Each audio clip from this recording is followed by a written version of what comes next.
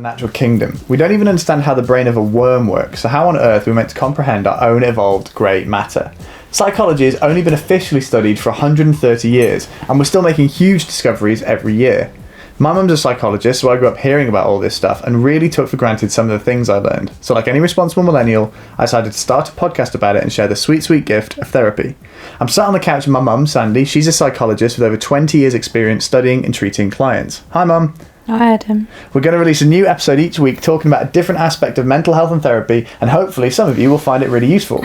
All of our episodes are uploaded to YouTube and filmed nicely by my brother Max. And if you want to watch us actually sit on the couches in front of the fire, the link is going to be on our Instagram bio. We'll be everywhere at On The Sofa Pod. Give us a follow if you like this podcast. Rate us 5 stars on iTunes because it'll help us reach loads more folk, and that's ultimately a good thing. Also, I've still got holy socks and a dirty mug on the table, and Mum's very upset about it, so you can come and see all those lovely things. So this month of episodes is going to be Why Am I Like I Am month. What do you mean by that? I think a lot of people ask themselves that question, particularly teenagers and young adults your sort of age. You know, why do I behave in this way? And they're just curious. But you can't walk around asking anybody that, can you? It'd be a bit sort of odd. Yeah. So we're going to focus on the things that Mum thinks are the four key things that influence what makes you you. And over the weeks, we're going to talk about first early childhood and parents. Then we're going to talk about your peer attachments and like maybe work colleagues, people like that. Then we're going to talk about romantic attachments, and then finally like the big life milestones, so like bereavement and cultural loss, other things like that. So this week is early childhood and parental attachments. So this kind of maps onto stuff that we've already talked about, really. But the impact of early attachments is quite important on the development of the child. Right. Personality can be defined by the way an individual thinks, feels and behaves.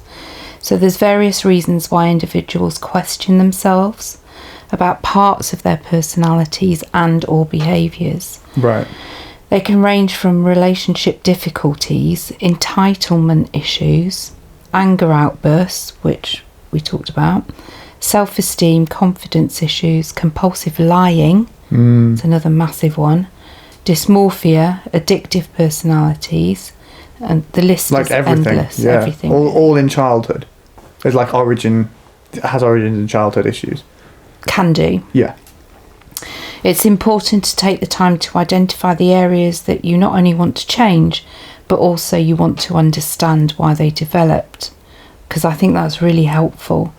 It's through the understanding element that helps you to work out what's maintaining the behaviour or personality type, and how you intend to learn how to change it. So it could have started when you were a kid, but something is perpetuating that now. Yeah. And so you've got to kind of solve both at the same time. I've got a really good example, but I might save that. Okay. So here's one example of an early childhood attachment issue that has left the adult feeling lots of generalised anxiety, coupled with repetitive low mood. What do you mean, like very often for no reason? You've got a fly. Mum's on a right swatting mood today, aren't you? In this scenario, that fly is going to die. In this scenario? We can divide the symptoms into two separate components. So someone who's regularly down and someone who's anxious. Right, as in the same person, they have these two symptoms. Yeah. So nature, nurture again. Okay. So we're going to split them up. So nature, the child was born into a family, which we've just talked about this last time, whereby the mother was an anxious lady, possibly due to her upbringing. Right. Very stressful relationships. While carrying her child, certain biochemicals passed over the placenta and then created changes in the unborn child's brain, which make the child more susceptible. We said that in the last pod. So this is what you're saying is when the child's born, they have an innate preference template for anxiety, stress and anxiety. Yeah. Got you. Secondhand stress passed to a baby will include a number of biochemicals, but one of these most important ones is cortisol. It's nature's built-in alarm system. Right. It controls your brain to control your mood, your motivation, and your fear. So it's really important. It's fundamental in the fight-flight instinct in crisis. Very clever. Our brains are so amazing. Yeah, I do think it's really important to remember, though, that we are animals. We said this a few weeks ago, actually, but that ultimately we are living in a world that we were not designed to live in at all. Like, we aren't designed as human beings to live in a world with this amount of social interaction, with this level of complexity, and our brains just haven't caught up yet. So a lot of the issues like anxiety and depression that we feel now are things that we developed thousands of years ago to survive, and are now sort of remnants of something that we don't need all that much anymore. So being patient with yourself and being like, well, actually, I'm designed to hunt and run and live in the wild. I'm not designed to have these really complex interactions with folks. So maybe that's why I'm feeling this way is quite normal. Yeah, it is. I mean, that's a massive topic, isn't it? Of course, yeah, for sure. Really, it's a good point. Yeah, I'm just saying that, like, anxiety is such a useful thing, particularly if you're a caveman. Yeah. You know, and that's where it's come from. Thousands and thousands of years, tens of thousands of years ago, and it was a necessary, for sure, instinct to have. Definitely. So sorry, off topic. Right. So the nature part of this is before the baby's born, their biology has a tendency to anxiety because the mother was anxious. More of a tendency than if the child hadn't been. Yes. With a mother that was in a bad relationship or whatever has caused hers. And then nurture, if the mother bonds well with the baby and the environment vastly improves, the outcomes improve. However, if the opposite occurs, then the child will be at high risk of anxiety, mood disorders, etc., because the template's already in place. So that's as in quite the clear. template being when you're born with the cortisol in the embryo. Before you're born, Yeah. pre-birth. And again, if we were permitted to, I don't know, create an advert on national TV about this, I would probably guarantee that most mothers would find ways to de-stress. If they were aware that them being stressed could affect their child. Because they wouldn't want to do that. Well, people stop smoking and drinking when they're pregnant, or what, don't they? So, exactly. Yeah. So I think it would save a lot of mental health issues. It's incredible.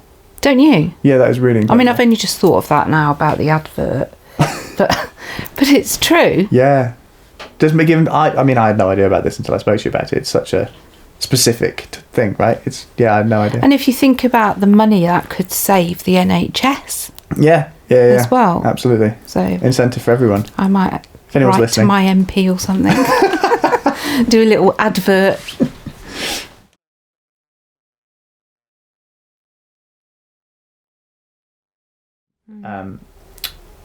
Post-birth, like the environment that you grow up in, like how small details can affect a child. Because as a parent, you want to do the best job you can, but no one can do a perfect job. What are like really key things to make sure that you have as a child or as a parent that you give to your child? That's really hard because the thing that comes top is love, obviously. And the things that I learnt in psychology was things like touch and kissing the child. Physicality.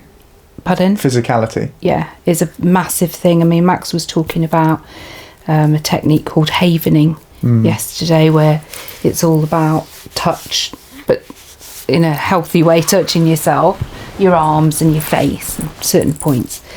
And if you think about that from an evolutionary perspective, that's what the baby needs and wants.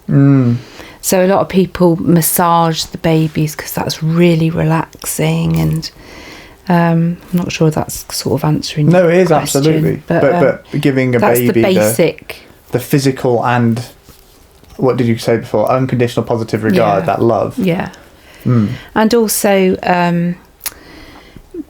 person-centered therapy has a brilliant way of explaining this. So if you can imagine a piece of A4 paper and you draw a line down the centre and you're talking to your client and you realise that this client was fine up until the age of 6 or 7, and you draw an arrow up that stops at developmental age, emotional age, 6 or 7 years of age, and then you put a barrier across it. And person-centered therapy calls that the organismic self. I call it the real self. This is the child that was born, a beautiful child. All its biological needs were met. In a happy place until it turned 6 or 7. Until the child turned 6 or 7. And you can pick that up quite quickly in the client's story. Within an hour, you can pick this up. And then on the other side of the paper, person-centered theory would say this is called the experiential self. So through your experiences in life, this is where your chronological self grows. So over time, things change your personality. Yeah. But chronologically, you are the age that you are. Yeah, okay. Emotional development, you're not. Okay, so this will make more sense on YouTube if you're watching Mum's Hands, because now I get it. Do you get it? Yeah, but I should have drawn a picture. Well, on YouTube that'd be great. If you're on Spotify or Apple Music or whatever, you might need to go to the Tube to see this. So basically, Mum's saying, well, you're saying that if you were fine until 6 or 7 or whatever, and obviously you don't just stop at 6 or 7, you keep aging, but chronologically, like growing. I turned 25 this year or whatever, but mentally you're still holding on to a version of yourself that had the issue at 6 or 7. Oh yeah. So to kind of make it a bit clearer, so Carl Rogers would call that scenario excommunication of emotions. So the child had to learn to cut his emotional self off. Like excommunicate. But the experiential self carries on and learns, as we're going to go into in a minute. But so they can't allow themselves to feel, because this is a defense mechanism, which is very psychodynamic. See how it's all coming together? Yeah. So it's a big defense mechanism. It's not safe for this child to feel his feelings. Well, we went to a seminar a few years ago now, actually. I think I was up for the weekend and you just took me along, but it was about really sounds really cruel. No, it was interesting. I learned a lot. It was about really severe dissociative identity disorder, like you see in the film Split, like that level of like complete separate personalities and ages and stuff. But the example the woman gave there, which was really excellent, was if you're a child and you have a very difficult time at home, like very traumatic, and you're on your high alert, you're in your red traffic light, and then you go to school and your teacher says, well, I need you to write me a story about the Romans. Well, your brain is so occupied with making sure you're safe, there's no way it could write you a story about the Romans. So it has to suppress and like split itself and be like, right, okay, so this part of the brain is going to carry on worrying and making sure we're safe, and then this half of the brain is going to make sure that we write a good story about the Romans. And you get, obviously that's where the split personality comes from, but it's also that the defensive part of the brain, the active part of the brain, is then frozen and like ignored almost and pushed aside. Is that what you're talking about with the suppression of emotions? Repression of emotions, sorry. Yeah, it's necessary. Just to give you another really amazing example of this, there used to be an advert on national TV, what's that, Childline? Not Childline.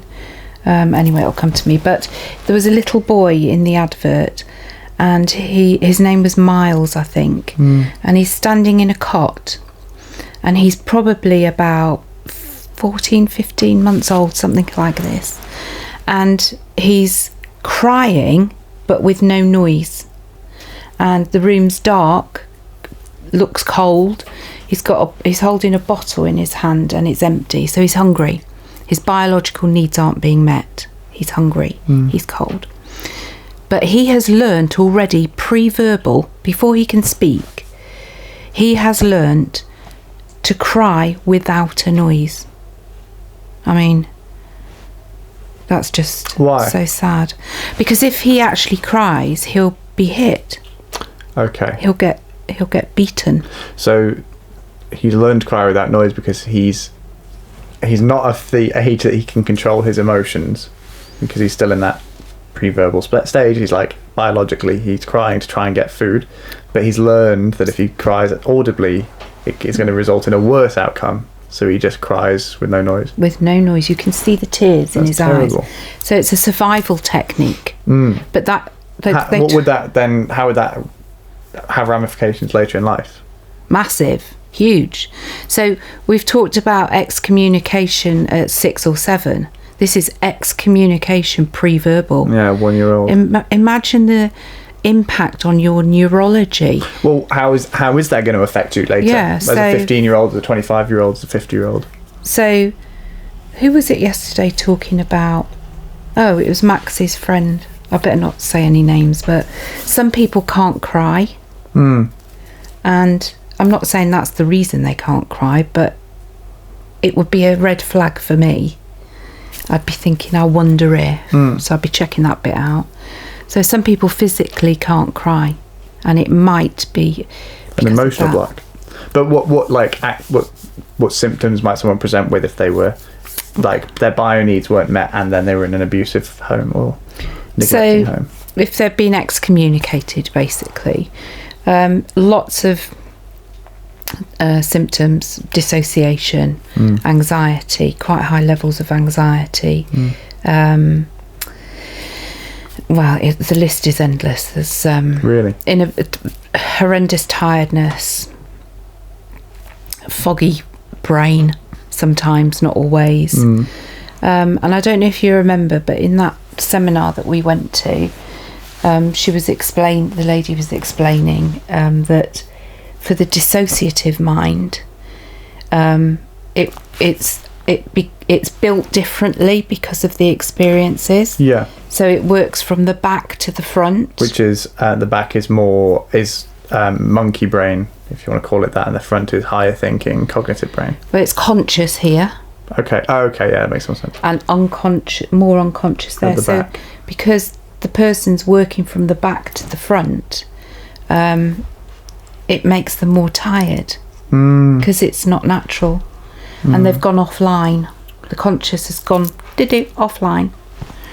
So it's very difficult. And it must be very frustrating if you're that person, because you're making decisions that maybe you cognitively disagree with, and you don't know why you keep having these patterns of behaviour that you don't like, but actually it's because your brain's acting on instinct first and then later come into the part of the brain that's making these more informed decisions. And so in therapy, I mean, all is not lost, because the brilliant thing is we can alter neurology, and psychologists never used to think that was possible until somebody called Sugarman came along and blew this whole thing out of the water. You can change. It doesn't just, you don't have to be that person forever. You can change it. So I teach people that are in a dissociative state to learn to stay online, and train them is hard, but train them to use the brain from here, from the front to the back. Got you. And they can, and they do, and it's fascinating and brilliant. I mean, I know in the intro I say that we don't understand the brain, and to a large extent we don't know how it works yet, and we don't know we know which parts do which-ish, but it's all a very guessing game at the minute, and we obviously coming on leaps and bounds. But we do know that if you repetitively fire neurons in the same way, so learning an instrument, for example, is a good example. If you practice doing the same motion over and over again, those pathways become stronger, because the brain it's like, well, I need to keep firing the same way over and over again, so it would be better for me to just make that a bigger pathway, so exactly. It's easier for me to do that. And that's how you're talking about changing neurology. You're basically telling someone who's dissociative, or teaching someone who's dissociative, to practice techniques that then allow the brain to say, well, actually it's easier for us to do this new technique than it is to do the old way, so we're just going to do that. Yeah, No? It does end. Hopefully, it ends up like that. But it's so easy to fall into your default position, and it's I mean, it's a practice thing. It's a practice thing, and what you're talking about with the music, that's a combination of, I agree, building up a brand new pathway, but it's also a motor skill, isn't it? So that's a good thing, because it becomes automatic much quicker, like driving. Yes, completely. Sort of thing. Completely. So yeah, it's all really, really interesting, and there's very little that can't be dealt Fixed. with. Well, that's a really I wouldn't nice, say fixed, sorry, because like a lot of people with acquired brain injury, which is a very serious thing, that's not always possible. We can reroute, which is fascinating, but we can't always fix. Okay. Maybe, so I'll give you an example. Maybe resolve is a better word then. We can help resolve issues. So a long, long time ago, I used to work in rehabilitation for ABI, acquired brain injury. And there was this one lovely chap, and he described his memory as a conveyor belt. So he could put all the stuff on, but then it went along like this and then just fell off.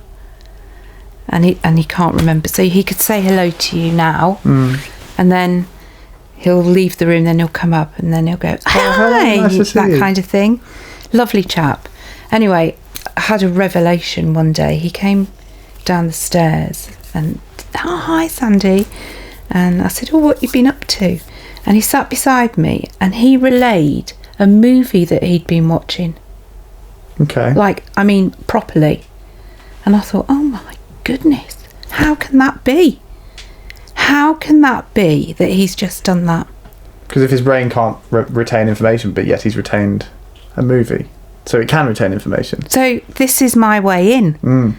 So I thought, this is a visual memory. He's taking it in with his eyes rather than just hello.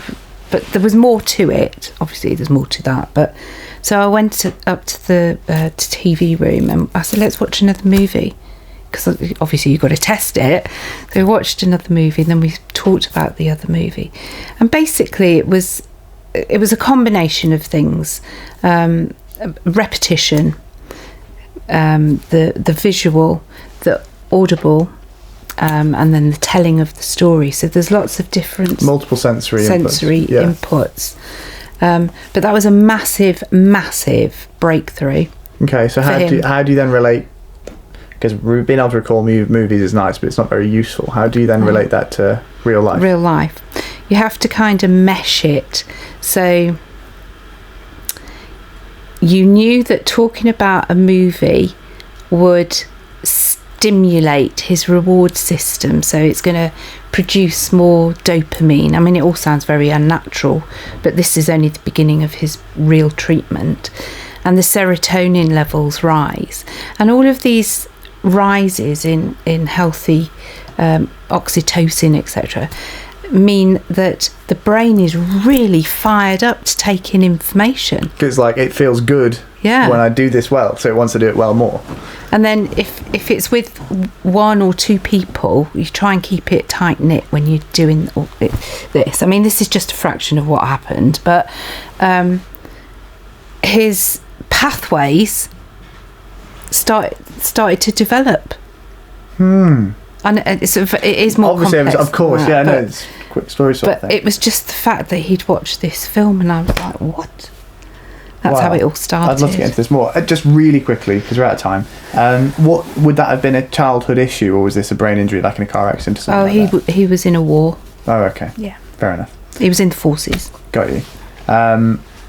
Could memory loss of that kind come from a childhood thing like dissociation, though, as well, in the same way? Well, it could be a trauma of the brain, yeah. Right. Okay. But there can be, which is why we have rehab for ABI. If you can find a way in, it won't be the same as before the accident, but if you can find an in, then you can develop something. So I got more than one person out of rehab that were expected to stay in all of their life. Anyway, yeah, we're off topic. I mean, it's just so interesting to talk about all day. That was a little bit about what we're not talking about. It was a little bit about ABI and how you treat acquired brain injury, but it was mostly about attachments in the childhood, so that was really interesting. Next week we're going to talk about